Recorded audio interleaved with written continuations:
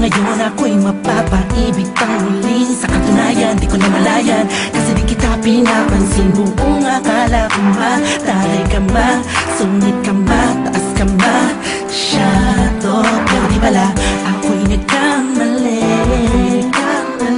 Ika'y sobrang bait at masarap ang kakwentuhan.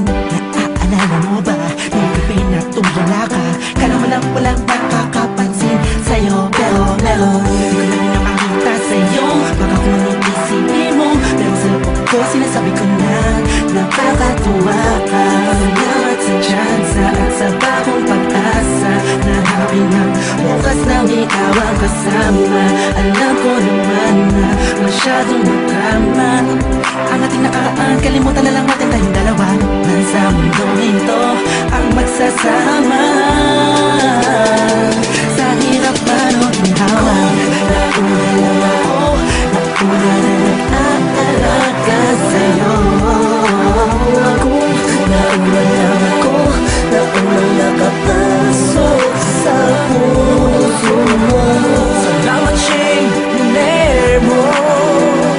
At di bala mo, Justin, kasi nag-advance. Salamat at ang puso ko ay binisita mo, mahal. Ako'y walang kabaliwan lang mapaibig ka sa pag-aarinahan ng iba. Oo, dahil lang umibig sa ganon ay pagkakamali. Hindi ko napuna nung sandaling piling ko pa siya. Tinatama ang mali sa lahat ng mga mata, kahit mukha kong tanga.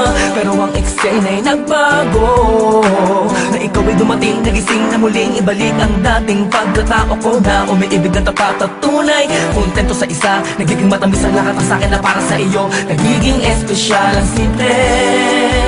Salamat sa bagong pag-asa, na hinatid ng iyong mga ngitian. Sa pinang mga mata ko'y nakatuunan sa iyo, taglay ang pagmamahal kong ito.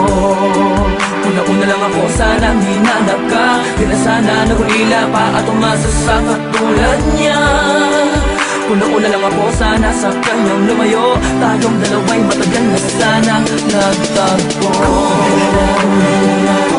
Nauna na nag-aalaga sa'yo.